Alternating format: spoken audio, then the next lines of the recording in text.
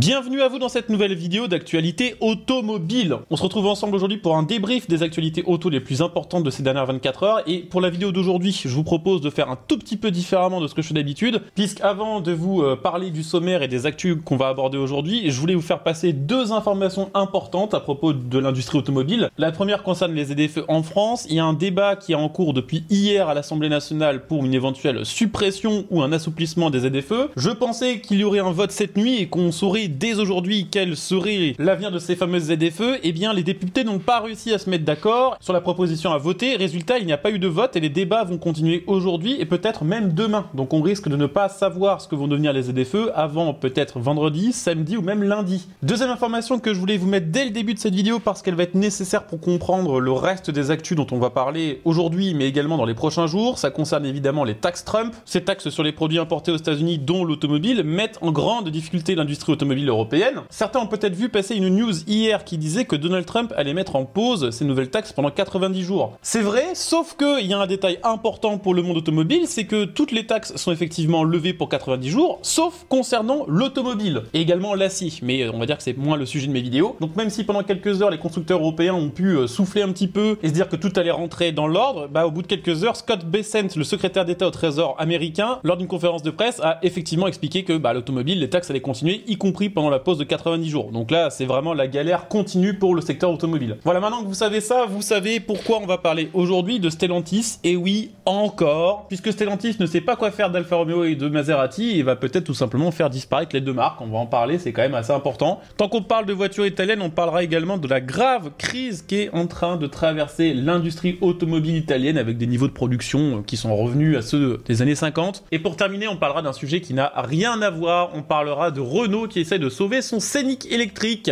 qui a bien du mal à se vendre. Voilà, ce sont les sujets de la vidéo du jour, en plus des deux petites actus évoquées précédemment dans cette vidéo, sur lesquelles je pense qu'il fallait nécessairement faire un point pour comprendre l'actu auto des prochains jours. J'espère que la vidéo vous plaira. Comme d'habitude, si c'est le cas, je compte sur vous pour laisser un petit like, pour vous abonner, et bien sûr aussi pour laisser un petit commentaire pour me dire ce que vous pensez de l'actu du jour.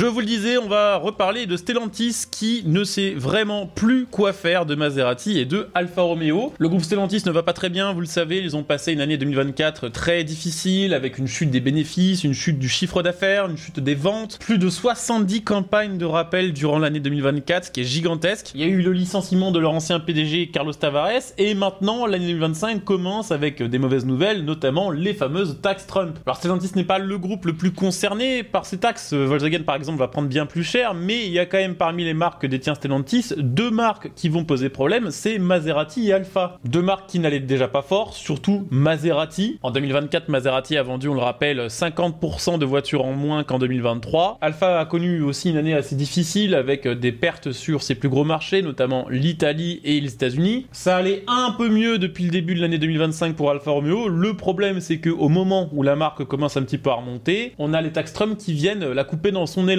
puisque Alfa Romeo, elles sont fabriquées en Europe et elles sont exportées aux États-Unis. Vu qu'elles seront maintenant vendues 25% plus cher aux États-Unis, on peut supposer qu'une partie des clients américains se tourneront donc vers d'autres marques plutôt que sur Alfa et que les ventes baisseront encore. Les seules choses qui pourraient relancer Alfa Romeo, c'est l'arrivée du nouveau Stelvio ou de la nouvelle Giulia. Le problème, c'est que ces modèles n'arriveront dans la gamme que d'ici 2027. Et qu'en attendant, Alfa Romeo doit tourner sur des modèles qui ne trouvent pas vraiment de clientèle, ne se vendent pas très bien. Pour Maserati, les exportations aux États-Unis représentent carrément 40% des ventes. La chance pour Maserati, c'est qu'elle n'a pas vraiment de concurrence made in USA. La plupart des marques de luxe sont fabriquées en Europe, que ce soit Ferrari, Lamborghini, Porsche, Audi. Mais ces taxes vont à coup sûr jouer en la défaveur des ventes des Maserati, qui étaient déjà pas très bonnes. Faut rajouter à ça que Maserati, contrairement à Alfa Romeo, n'a pas vraiment de plan à court terme pour se relancer et ne profitera même pas vraiment de nouveaux modèles, puisque la dernière en date, la MC20 électrique, qui devait arriver courant 2025 ou début 2026, a vu son développement annulé, puisque Maserati considérait qu'il n'y avait pas assez de clients potentiellement intéressés par une supercar électrique Maserati. Stellantis n'a plus trop d'espoir en ces marques-là à court terme et ne sait pas trop quoi en faire, raison pour laquelle Stellantis a consulté, et attention, je vous conseille de bien vous asseoir avant d'entendre le nom de qui a consulté Stellantis à propos de cette marque.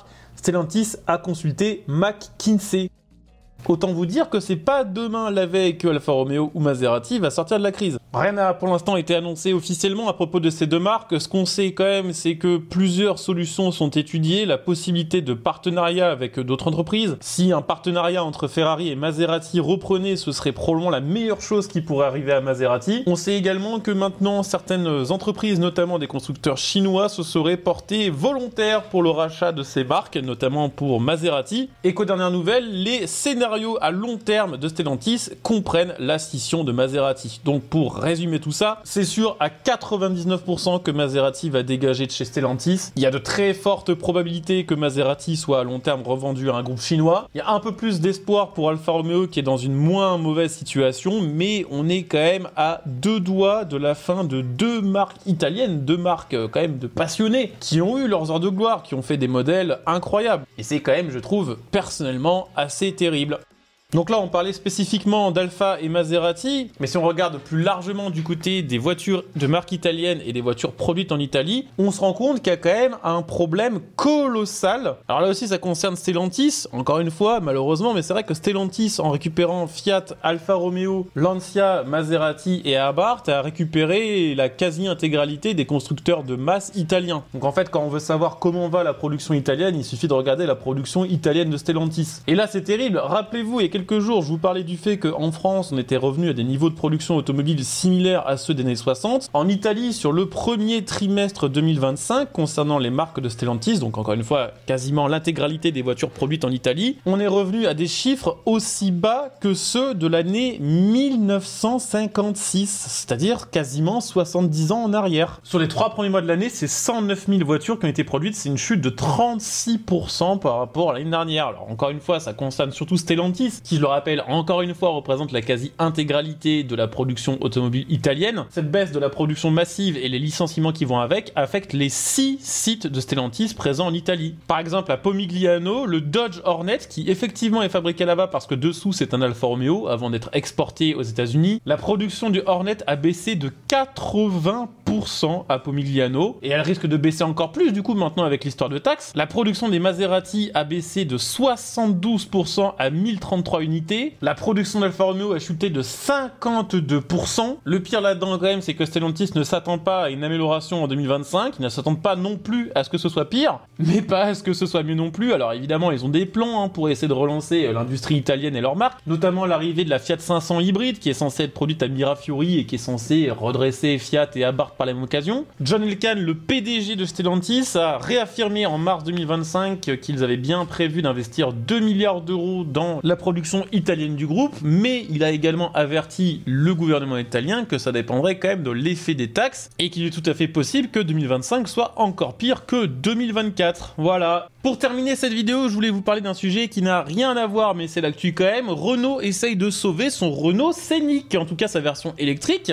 puisque Renault a le somme de voir que son Scénic électrique se vend moins bien que ses concurrents chez Volkswagen, Skoda ou encore Tesla, et a un petit peu de mal à comprendre pourquoi sa Renault 5 électrique se vend aussi bien et pourquoi son Scénic et sa Mégane sont aussi loin derrière. Renault va donc proposer une nouvelle version de la Renault Scénic électrique, la version Techno, mais ce coup-ci équipée du moteur 170 chevaux, alors on est toujours sur l'électrique, permettant du coup à Renault de proposer sur le marché son Scénic électrique à partir de 41 990 € plutôt que 46 000. Donc c'est 5 000 € de moins. Ça, c'est plutôt une bonne nouvelle sur le papier. Là où personnellement je suis un petit peu plus dubitatif, c'est concernant les choix qui ont été faits sur cette nouvelle version. Et évidemment, je veux bien votre avis sur le sujet, savoir un petit peu ce que vous en pensez, mais je pense que Renault, sur ce genre de véhicule, a tendance à mal cerner les besoins de ses clients et la demande, puisqu'au lieu de rogner sur les équipements de série qui sont souvent, il faut le dire, inutiles, Renault a préféré rogner sur la puissance du moteur et sur l'autonomie, puisque en réalité sur ce nouveau Scénic bas budget, on retrouve dessus les batteries 60 kW.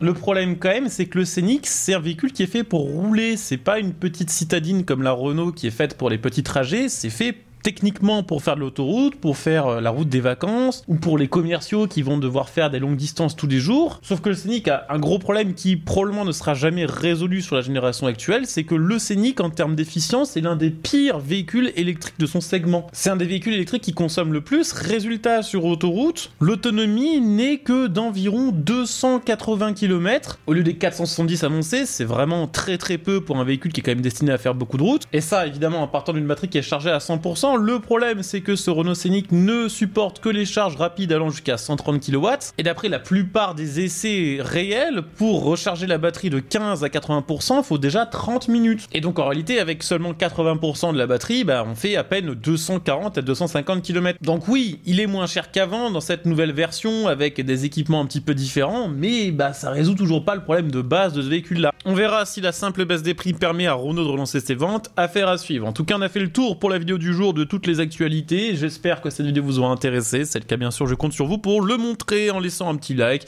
en évidemment vous abonnant pour les prochaines vidéos et en laissant un petit commentaire pour me donner votre avis sur l'actualité du jour. Voilà, on se retrouve demain pour d'autres news. Bonne journée à tous, ciao.